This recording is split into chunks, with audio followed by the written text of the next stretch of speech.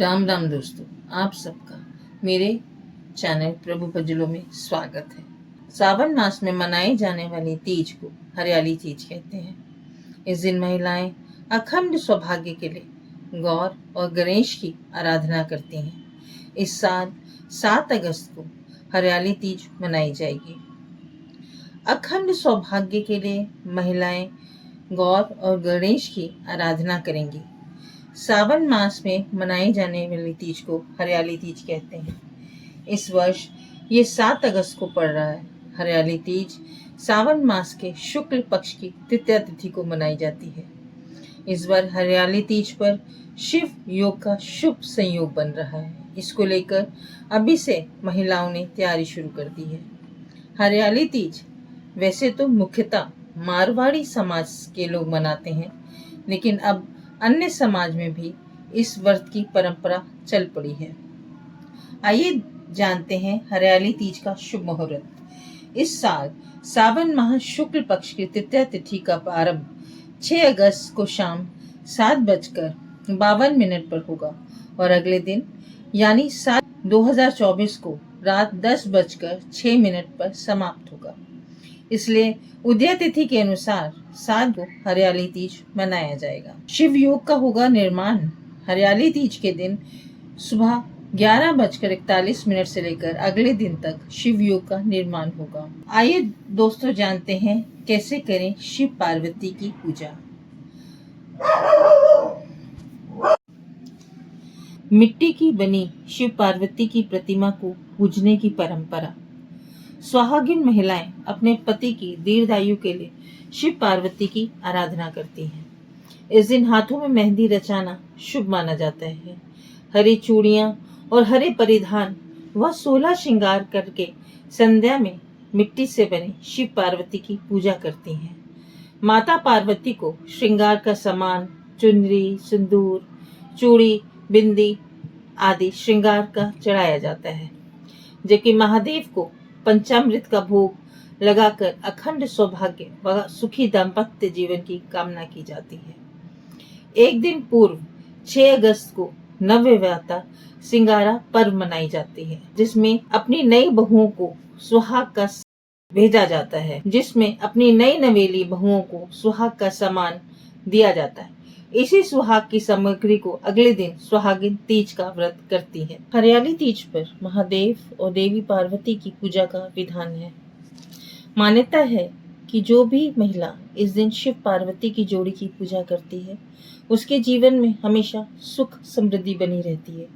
इस व्रत में पूजा के साथ साथ कथा सुनने का भी विधान है। कहा जाता है हरियाली तीज की व्रत कथा के बिना अधूरा होता है। तो दोस्तों आइए कथा के बारे में विस्तार में जान लेते हैं। हिंदू धर्म में हरियाली तीज के व्रत को अधिक महत्वपूर्ण माना जाता है। इस दिन व्रत रखने से जीवन में खुशियां बनी रहती हैं। इस उपवास की पूजा में हमेशा व्रत कथा सुननी चाहिए। हरियाली तीज व्रत की कथा को लेकर ऐसा कहा जाता है कि एक बार महादेव देवी पार्वती को अपने पूर्व जन्म की याद दिलाते हुए उन्हें कहते हैं, हे पार्वती, तुमने मुझे पति के रूप में पाने के लिए कई वर्ष तक कठोर तप किया। साथ ही तुमने अन्न और जल को भी त्याग दिया। चाहे तपती गर्मी हो या भारी सर्दी या फिर बरसात हो, इन सभी मौसमों का सामना करते हुए भी तुमने कठोर तप किया। उसके बाद मैं तुम्हें वर के रूप में प्राप्त हुआ। इस कथा को सुनाते हुए भगवान शिव आगे कहते हैं कि पार्वती, एक बार नारद मुनि तुम्हारे घर पधारे थे। तुम्हारे घर जाने के बाद उन्होंने आपके पिता से कहा कि मैं विष्णु जी के भेजने पर यहाँ आया हूँ। भगवान विष्णु स्वयं आपकी तेजस्वी कन्या पार्वती से विवाह करना चाहते हैं। ये सुनकर पर्वतराज खुश हो गए और उन्होंने शादी के प्रस्ताव को स्वीकार कर लिया।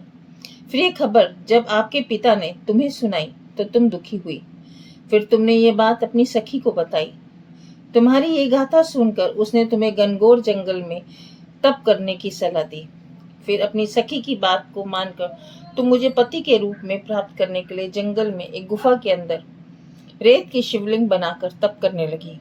इस दौरान तुम्हारे पिताजी पर्वतराज ने पूरी धरती और पाताल पर तुम्हारी खोज की, लेकिन तुम उन्हें नहीं मिली। एक और तुम गुफा में सच्चे मन से तप करने में लगी थी। फिर सावन मास की शुक्ल पक्ष की तृतीया तिथि पर प्रसन्न होकर मैंने तुम्हें दर्शन दिए। तुमने दर्शन देने के बाद तुम्हारी मनोकामना को पूर्ण करने का वचन देते हुए तुम्हें पत्नी के रूप में स्वीकार किया। इसके बाद तुम्हारे पिता को भी ढूंढते हुए गुफा तक पहुंच गए।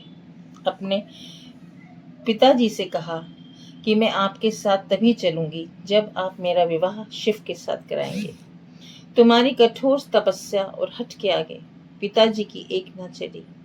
उन्होंने विवाह करवाने के लिए हामी भर दी। कथा को सुनाते हुए भोलेनाथ ने कहा, श्रावण तीज के दिन तुम्हारी इच्छा पूरी हुई और तुम्हारे कठोर तप की वजह से हमारा विवाह संभव हो सका। तभी से ऐसी मान्यता है, जो भी महिला श्रावणी तीज पर व्रत रखती है उसके वैवाहिक जीवन के सारे संकट दूर हो जाते हैं, साथ ही सभी मनोकामनाएं भी पूर्ण होती हैं। इसी तरह भगवान शिव भी आप सबकी मनोकामना पूर्ण करें, आप सबको खुश रखें, सुखी रखें। राम राम।